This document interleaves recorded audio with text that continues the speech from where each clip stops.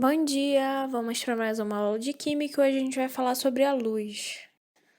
Como usamos a luz para estudar elementos e substâncias?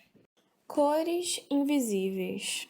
Atualmente, podemos descrever a luz como uma onda, além de incluí-la em uma classe específica denominada onda eletromagnética, também conhecida como radiação eletromagnética. Os vários tipos de radiação eletromagnética são caracterizados por sua frequência e seu comprimento de onda, que varia ao longo do espectro.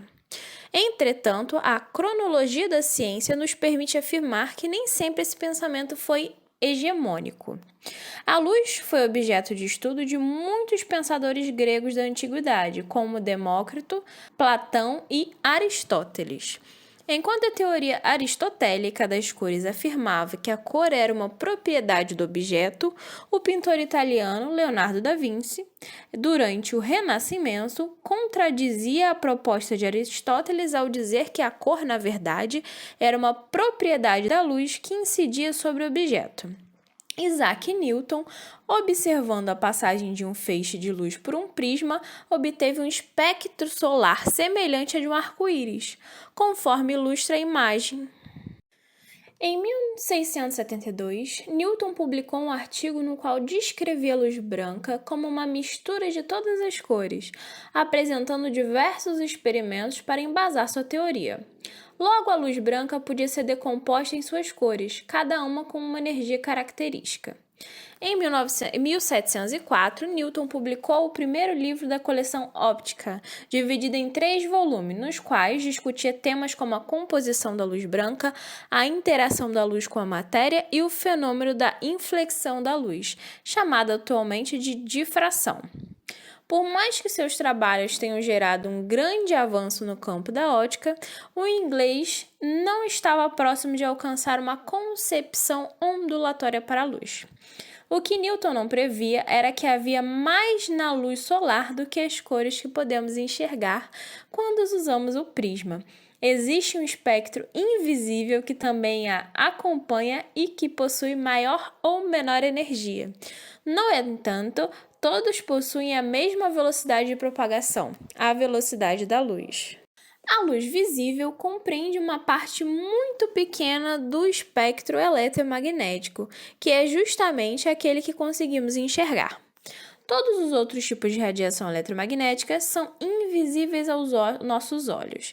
Então, observe. Então, aqui a gente tem um comprimento de onda, em nanômetros, e a luz visível, que é o que a gente consegue enxergar. Então, ondas de rádio a gente não enxerga, micro-ondas, infravermelho, ultravioleta, raio-x e raio gama.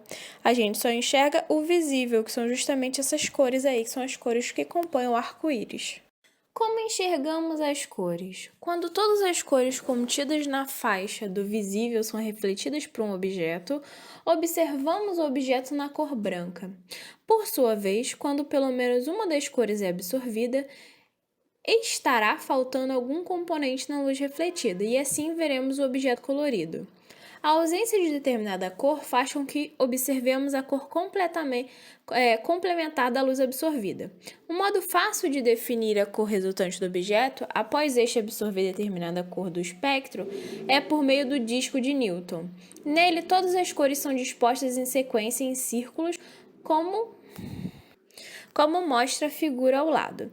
As cores complementares ficam diametralmente opostas nessa sequência. Se todos os pares de cores complementares estiverem presentes, o resultado da mistura será o branco. No entanto, se alguma cor for absorvida, aquele par de cores complementares estará desbalanceado e a cor complementar àquela que foi absorvida prevalecerá. Dessa forma, se o objeto absorver o verde, por exemplo, a cor complementar e, portanto, a cor que enxergaremos será o vermelho.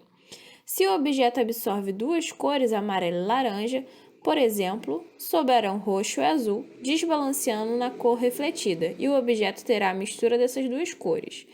No caso extremo de o objeto absorver todos os comprimentos de onda da luz visível que incide sobre ele, não refletirá nenhuma cor e, portanto, enxergaremos na cor preta. Fogos de artifício e análises químicas. Os fogos de artifício foram desenvolvidos com a descoberta da pólvora e usados em momentos de comemoração e também como maneira de lutar contra inimigos. Inicialmente, suas cores eram limitadas a um prateado brilhoso, mas em meados do século XVIII, sais de diversos metais foram adicionados a esse dispositivo, alterando assim a sua cor. Veja a seguir as colorações obtidas por meio da utilização de sais de alguns elementos metálicos. Então, lítio cor vermelha, sódio amarelo alaranjado, potássio lilás, cálcio vermelho, bário verde e cobre verde. Com base nesse quadro, em uma análise laboratorial, é possível utilizar como um dos métodos de identificação de substâncias o teste de chama. Essa técnica consiste em levar uma pequena quantidade da amostra em uma chama e observar se há variação de cor. Deste modo, os químicos conseguem identificar a presença de algum metal em uma amostra de composição desconhecida. Por que átomos e moléculas absorvem ou emitem luz?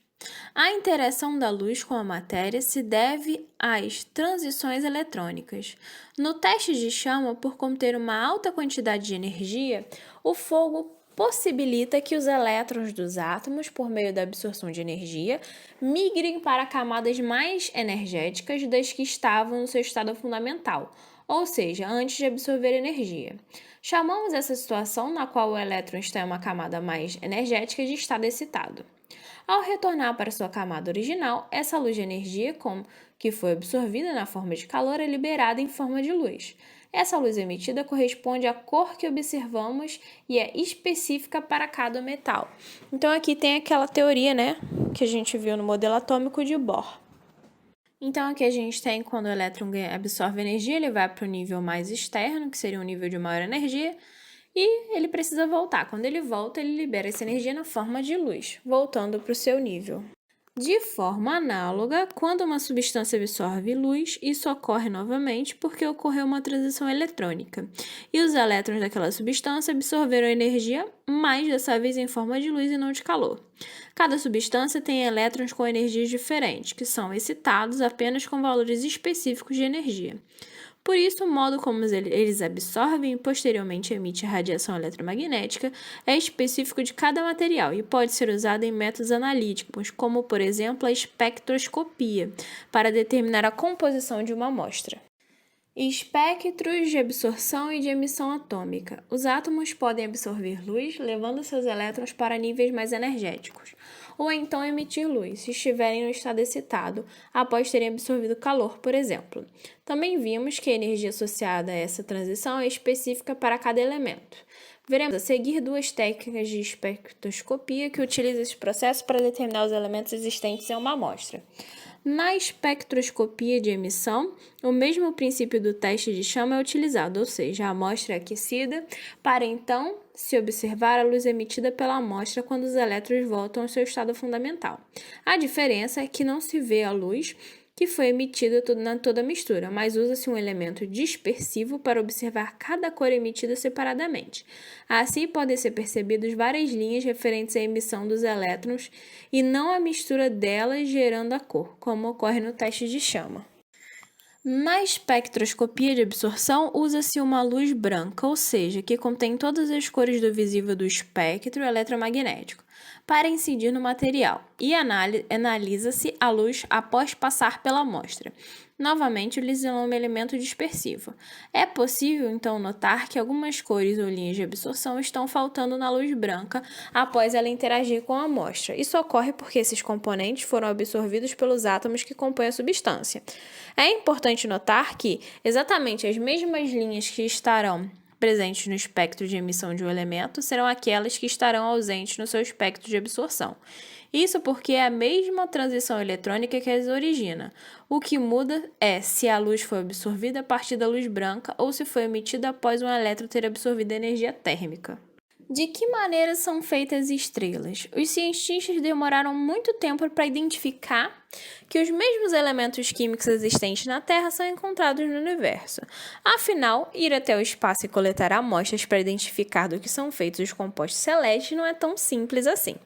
No entanto, Antes mesmo de enviarmos a primeira sonda espacial, já conhecíamos os elementos formadores das estrelas, graças à análise da sua luz e não do seu material. O astrônomo inglês Joseph Norman Lockyer analisou a passagem de luz solar por um elemento dispersivo, de forma bem similar à usada na espectroscopia de absorção. O Sol emite um espectro contínuo, ou seja, luz branca, mas os elementos presentes no astro absorvem certos componentes do espectro contínuo emitido. Assim, ao analisar essa luz, o Lockyer notou que algumas linhas estavam faltando. Com isso, conseguiu identificar algumas linhas de absorção que não correspondiam a nenhum elemento até então encontrado na Terra. A esse elemento, Lockyer denominou hélio, que seria Sol em grego. Vamos fazer uma questão. Questão 5. A molécula que confere cor verde a folhas de plantas é a clorofila. Levando a hipótese de que a cor do espectro essa molécula é capaz de absorver. Então, se a gente for reparar, no disco de Newton, a cor complementar ao verde é o vermelho. Logo, espera-se que a molécula de clorofila absorva luz nessa região do espectro, que seria na região vermelha, Consequentemente, vai refletir verde. Então, pessoal, por hoje é só. Tá? Eu espero que todos tenham uma boa aula, leiam a apostila, não deixem de fazer os exercícios e, em caso de dúvida, entre em contato comigo. Não esqueçam da nossa aula online, tá? Qualquer dúvida é só falar comigo pela aula online.